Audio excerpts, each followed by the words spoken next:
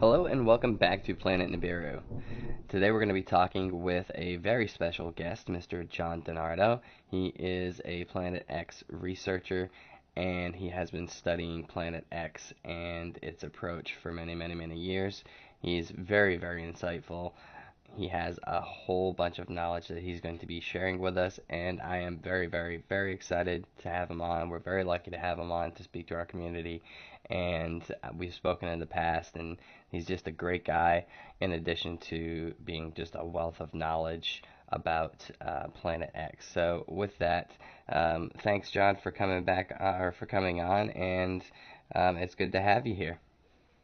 Well, thank you for bringing me together with you and your audience so that we can help to prepare one another for the disasters that are bound to be coming. And that's the whole purpose of our discussion here, is to alert people to the vital information that is being withheld by our government, by the diabolical rulers who really do not represent the people. These are evil people who have connived and lied and murdered their way to the top.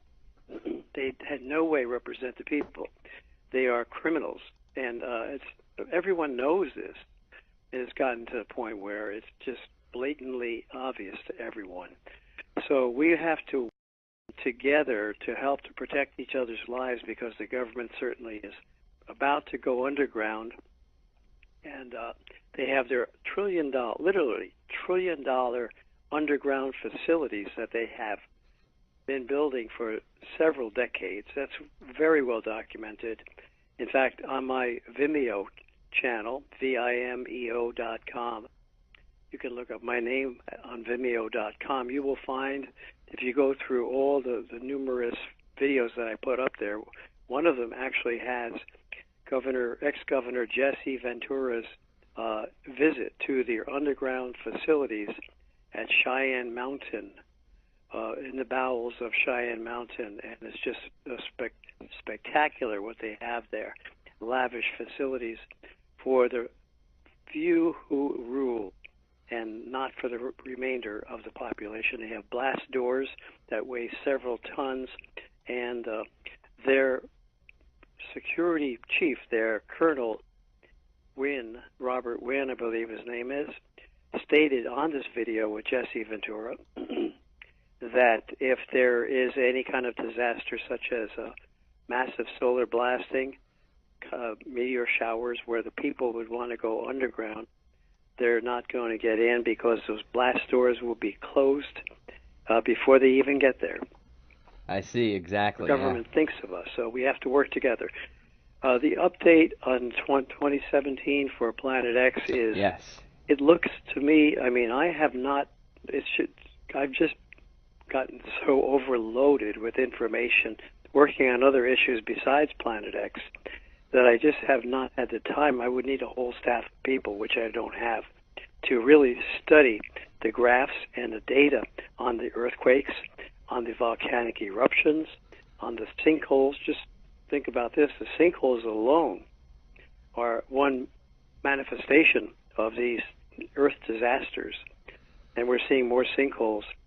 We're seeing more train derailments.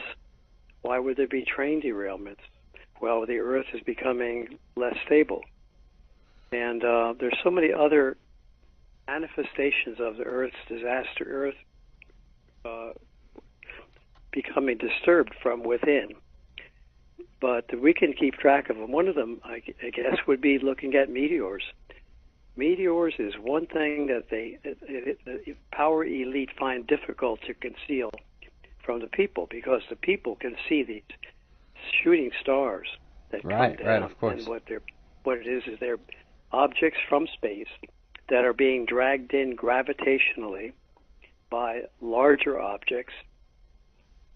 And as they pass, they're being dragged in and being pulled toward that great, that great gravitational anchor, our sun, whose mass is approximately 300,000 Earth masses. So it's a great gravitational magnet, so to speak.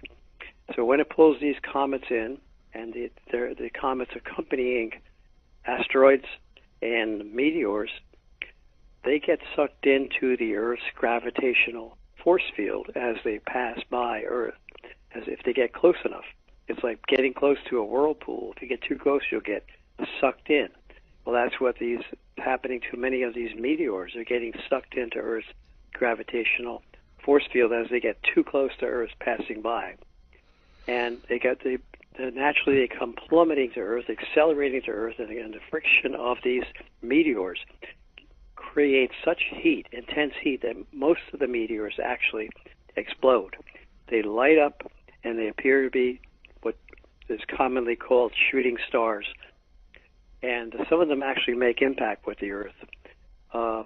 We have now more numerous sightings. The American Meteor Society, AMS.org, I believe it is, AMS.org. If you go there, you can look up a number of meteor sightings that citizens have reported to this American Meteor Society, and they keep count of them. And we think, Yeah, I think there's one that's supposed to pass either on New Year's Eve or New Year's Day. good point. I mean, I've been, there's so many facets. I look at this whole Planet X issue as being analogous to a huge, multifaceted ball, and every of the thousands of different facets on it represents one side issue that connects to the major issue of Planet X. And one of the facets is people disappearing, politicians resigning, military officers, high-ranking officers resigning. Where are they going? Retiring. The Queen of England. For a long time, I've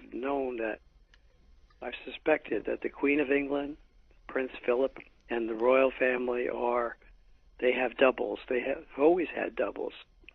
I have a photograph I like to dig out somewhere that shows both a close-up of Queen Elizabeth and Prince Philip, and they certainly don't look exactly. I mean, they've done a pretty good job of getting people who look like them, and they probably have had plastic surgery to improve their likeness.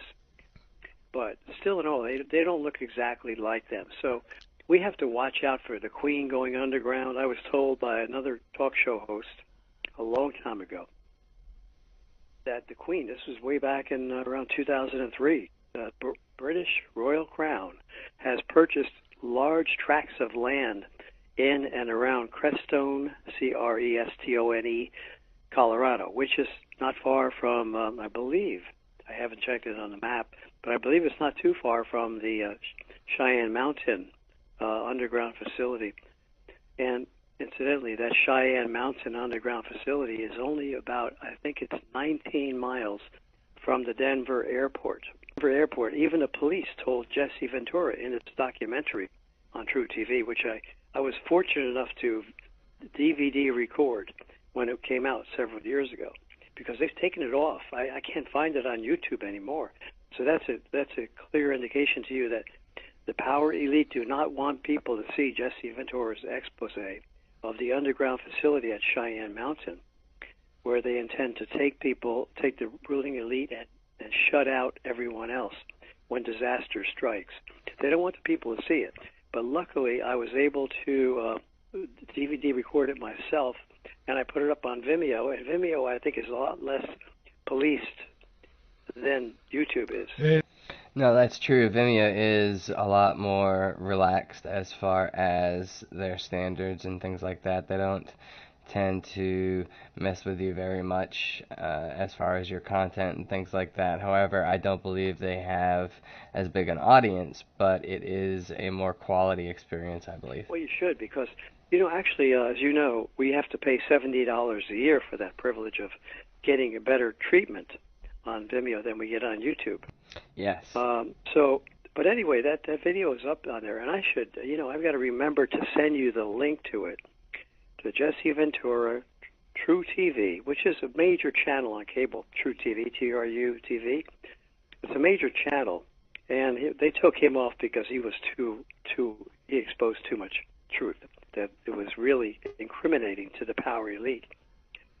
He had one program that incidentally would prove that they have mind control, where they hypnotize people, and they had a man on there whose name he would not reveal his name, but he actually had the courage to go on, and he was a CIA agent who was involved with these mind control assassins. Our solar system, you've probably heard this, is going through the galactic plane. Yes. The galactic plane has it's like a swirling disc in space with cosmic dust and planets and solar systems. Right, the of whole, course. great many solar systems in that galactic disc. So there's going to be greater forces on our solar system, disturbing forces. So it's a gradual thing. It's not turning on a light switch, but a gradual change in our system. But they made a date so that said, 2012, and I've got some of the documentaries that I DVD recorded also on the History 2 channel, where they talked about all the prophecies about 2012. A lot of them have valid information, but it's just that you can't say that date is the end of the world. It's the beginning of the end, and other people have said that too. They said 2012 is basically the beginning of the end. It's going to be a slow process of degradation in the climate of the Earth and in the geological activity of the Earth. So last time we spoke, you had talked about the Earth's core being kind of off-center or off-balance. Can you go into that a little bit and tell us a little bit about that? Well, all geophysicists now believe that this is a very commonly accepted theory about the Earth's core. If you visualize something like a ball with a very thick outer layer, which is the mantle of the Earth. It's made of molten rock, primarily molten rock. Very thick. Think of it as something thick like pudding. Okay, that's just to give it a vivid imagery. And within that thick outer layer is a deeper inner layer. Actually, it's molten iron, primarily molten metal. Excuse me. And within that cavity, that spherical cavity of molten metal lying deep beneath the mantle, is a solid iron core, which is the inner core. So you have two cores. You have a solid iron inner core and a molten metal outer core. So the inner core floats around, sort of like a cork. If you can imagine a cork floating on a bowl of water, and that bowl of water is sitting on a potter's spinning wheel, rotating around, such that the water in the bowl becomes swirling, in a constant, smooth, swirling motion. You can also think of it as a glass coffee cup filled with coffee, and you have a stirrer. The stirrer might represent, it's a stirring stick, or say a lollipop, okay? One of those lollipops with a solid ball at the end into the center of the coffee cup, and you put the stick of the lollipop between the palms of your hands, and you can actually rotate that lollipop stick. You can imagine what I'm describing. You can visualize it. The lollipop candy ball with immersed in the center of the coffee would just rotate, and you would still have a smooth, swirling motion of the coffee. If you look at it through the glass cup, there would be no waves or ripples in the coffee. It would just swirl around rather smoothly. That's the way our Earth should be, with the core centered. Now, if the core were for some reason displaced, that center molten solid metal core within the molten metal outer core, floating around in that molten core, if that solid core was suddenly, somehow, or gradually displaced off center, it would still be rotating, but it would also be revolving around the center. Now, instead of just putting the lollipop stick between the palms of your hands and rubbing your hands together and rotating this lollipop, keeping it in place, centered within the cup of coffee, now you're moving it around. While it's rotating, you're stirring it like you would normally stir coffee. What's going to happen to that, the smoothness of the surface of the coffee? It's going to start to ripple. Waves will be created. And if you were to move that lollipop, if you move that, start swirling and stirring that cup the way people normally stir a cup of coffee, you're going to have a lot of waves. And that's what's happening. Now that solid metal inner core is beginning to rotate and revolve further and further away from the center. The farther away from the center it rotates, the bigger the circle is that solid ball inner core describes in its path, right? The greater, you move it farther away, it's getting closer to the rim of the coffee cup now, and because in so doing, it is going to create even greater waves, higher amplitude waves in the metal, in the molten metal, which is likened to the coffee in the cup. So the coffee in the cup, or the molten metal in the outer molten core, is going to start rippling with higher amplitude waves. And how do we know this? We can actually see an image of it. And, it's funny that I looked and I couldn't find any scientist who knows this, who understands this. I don't know, I don't know why, but modern science really doesn't teach the basics that we used to learn years ago. And many people who have PhDs, they just don't seem to have the understanding. They go along with what's theories, and they're not understanding. I try to reach people, but they don't seem to. Some people seem to get it, but it takes a while. The greater ripples in the molten iron core of the Earth are being manifested as ripples in our jet stream, because the magnetic field of the Earth, when that swirling iron core, molten iron core, begins to ripple, that swirling core has always generated the Earth's magnetic field. I mean, this is commonly accepted by geophysicists, that the Earth's swirling magnetic molten iron outer core is actually what is the swirling motion of it, impregnated with many electrons. Electrons in motion, as we know, as basic physicists will tell you, it's a big principle of basic physics, that electrons in motion create a magnetic field that sort of like encircles the linear line of the electrons travel. So if you have electrons traveling, say like a dog, imagine a dog coming out of a swimming pool, and he's dashing out of the swimming pool in a straight line. And as he's running out, he's shaking all the water off of himself. And that droplets of water are spraying out in all directions around him in his path, a linear path in which he's running. That's sort of an analogy. Another analogy would be cars traveling through a tunnel. Each car might represent an electron moving in a straight line. And the walls of the tunnel, the circular walls of the tunnel, would represent the magnetic shape of the magnetic field that's generated by those moving cars or moving electrons. Line electron motion creates a magnetic field that runs coaxially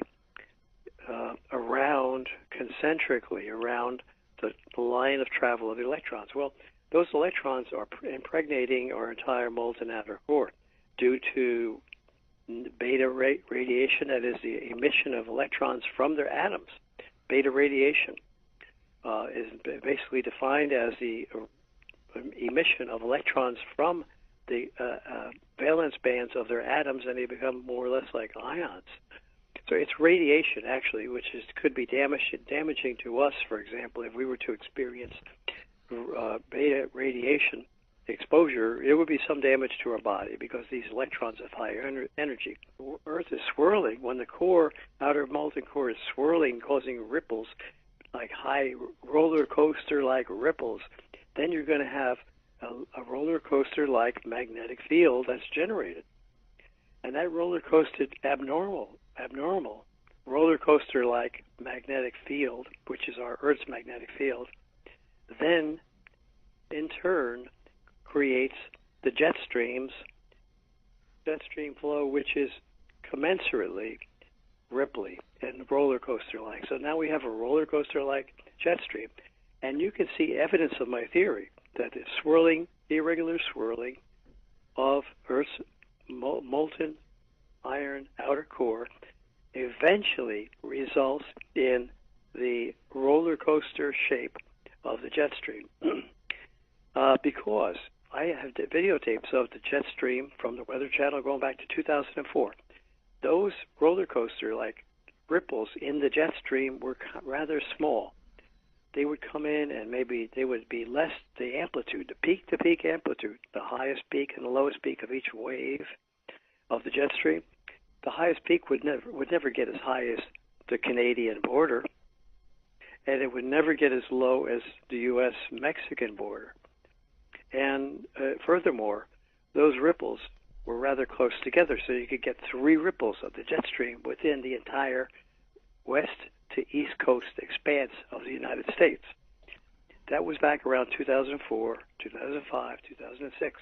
And I watched steadily, year after year, on the Weather Channel as those roller coasters got bigger and bigger, meaning that the amplitude, the peak amplitude got higher, the negative lower peak amplitude got greater, such that this peaks of the jet stream now would travel as far as the Canadian border and even higher north, further north than the Canadian border, and further south than the Mexican border, deep into Mexico, as you see them now.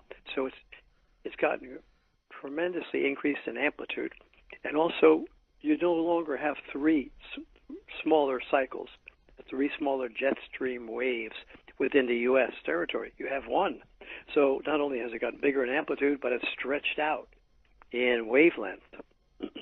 What does that tell you? That tells you that the iron core, that solid iron core, that ball has gotten farther and farther away from the center, closer and closer to the mantle of the Earth, which is a big pudding-like molten iron, molten rock mass, which is by far the deepest, thickest layer of all of the 3 layers that I just mentioned.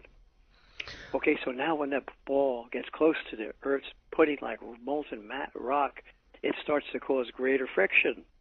This is all basic. I mean, even 9th grade science, really, that's what this is.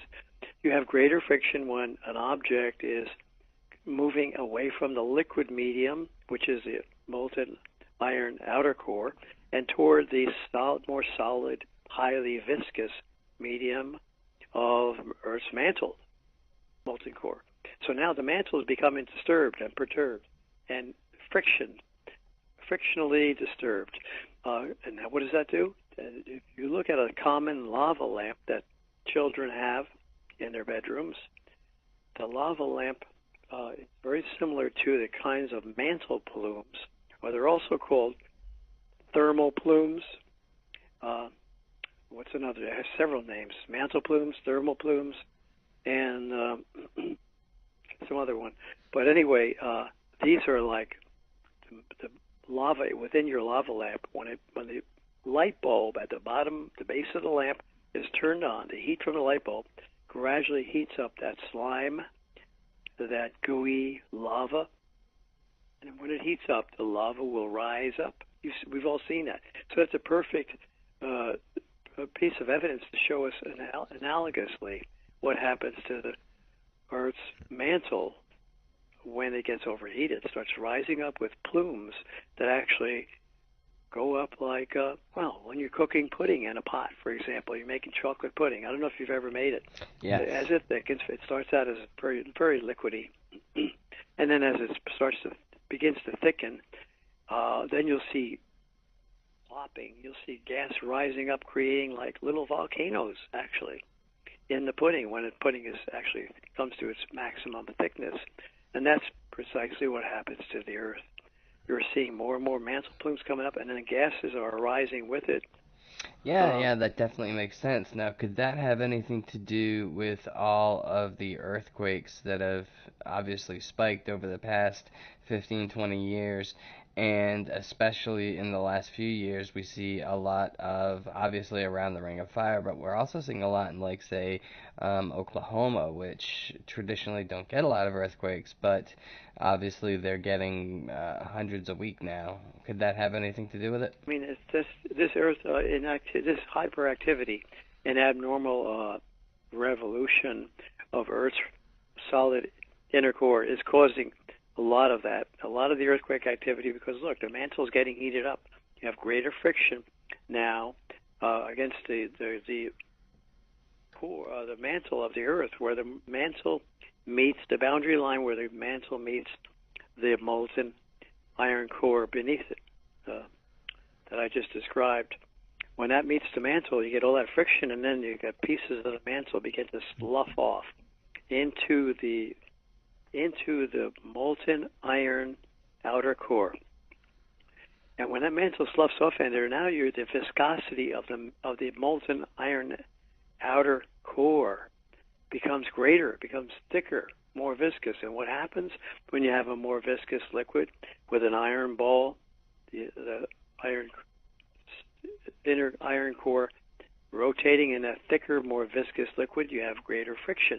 Greater friction creates greater heat. So now the mantle plumes are getting worse. It's going to be like a domino effect. I think we're going to see an exponential increase, and you're noticing that now.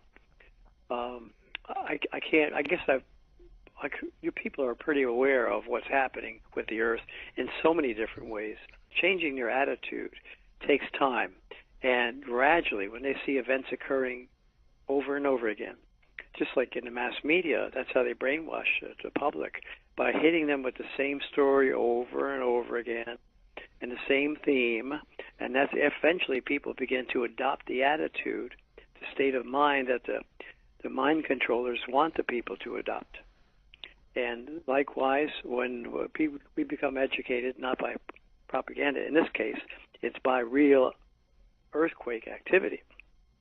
And we're seeing the actual factual data that's coming in that proves to us that, hey, something's wrong with the Earth, but we've known it all along because we see a whole host of other anomalies. You know, John, that is so true. We do see all of these different anomalies, and when it's not just earthquakes, it's the volcanism, it's the weather patterns, like you were talking about with the jet stream dipping down almost to Mexico now. You know, it has completely changed. We have experienced just a massive, massive amount of changes in the past, say, 15 years or so, maybe 17 years, really since the turn of this millennium here, and it has been just one thing after another, and it has snowballed. And personally, I believe that all of this is due and linked back to Planet X, or Nibiru, whatever you'd like to call it. We're going to go ahead and take a break here, and with that, we're going to wrap up this first section. This interview went on for about 2 hours, so this is going to be section 1. I think we're going to section it off into 4 different sections. We'll make it a half hour each section because there is so much good information here, and John just gives us just overwhelming insight into Planet X and the dynamics of it, and what it's doing and how it's affecting our planet. So I don't want you guys to miss any of that. I don't want to make a big 2-hour long video that people aren't going to watch. You know, if we can break it down into digestible pieces, about a half an hour each, I think that's going to be the best way to deliver the message from him on our channel. Anyway, this has been part 1. We will be coming back with part 2 soon, so please stay tuned, and we will see you guys very soon.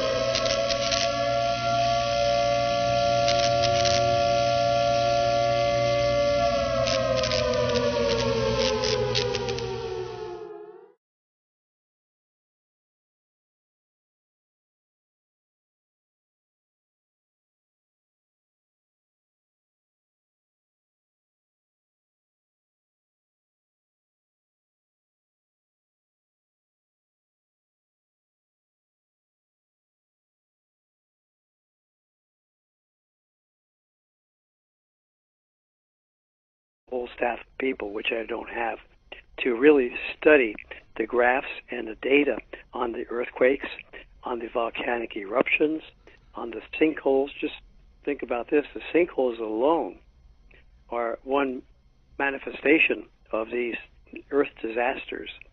And we're seeing more sinkholes. We're seeing more train derailments. Why would there be train derailments? Well, the earth is becoming less stable. And there's so many other manifestations of the earth's disaster, becoming disturbed from within. But we can keep track of them. One of them, I guess, would be looking at meteors. Meteors is one thing that the power elite find difficult to conceal from the people, because the people can see these shooting stars that come down. Right, of course.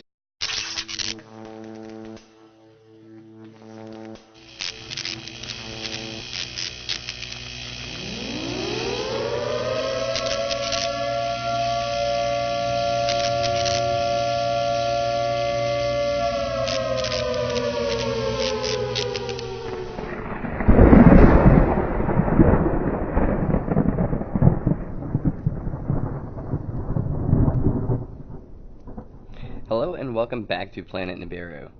Today we're going to be talking with a very special guest, Mr. John Dinardo. He is a Planet X researcher, and he has been studying Planet X and its approach for many years. He's very insightful. He has a whole bunch of knowledge that he's going to be sharing with us, and I am very excited to have him on. We're very lucky to have him on to speak to our community, and we've spoken in the past, and he's just a great guy, in addition to being just a wealth of knowledge about Planet X. So with that, thanks, John, for coming back, or for coming on, and it's good to have you here.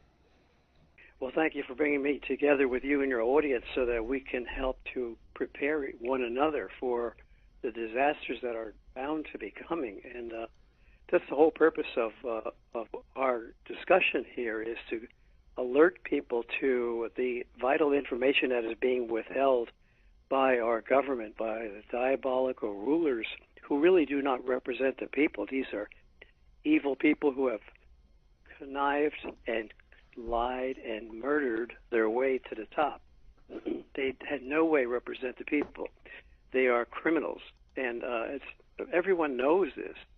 It has gotten to the point where it's just blatant rule, and not for the remainder of the population. They have blast doors that weigh several tons, and their security chief, their Colonel Wynn, Robert Wynn, I believe his name is, stated on this video with Jesse Ventura that if there is any kind of disaster, such as massive solar blasting, meteor showers where the people would want to go underground, they're not going to get in because those blast doors will be closed before they even get there. I see, exactly. The government thinks of us, so we have to work together. The update on 2017 for Planet X is, yes. It looks to me, I mean, I've just gotten so overloaded with information working on other issues besides Planet X that I just have not had the time. I would need it openly obvious to everyone. So we have to work together to help to protect each other's lives, because the government certainly is about to go underground, and they have their literally $1 trillion underground facilities that they have been building for several decades. That's very well documented. In fact, on my Vimeo channel, vimeo.com, you can look up my name on vimeo.com. You will find, if you go through all the numerous videos that I put up there, one of them actually has ex-Governor Jesse Ventura's visit to the underground facilities at Cheyenne Mountain, in the bowels of Cheyenne Mountain, and it's just spectacular what they have there. Lavish facilities for the few who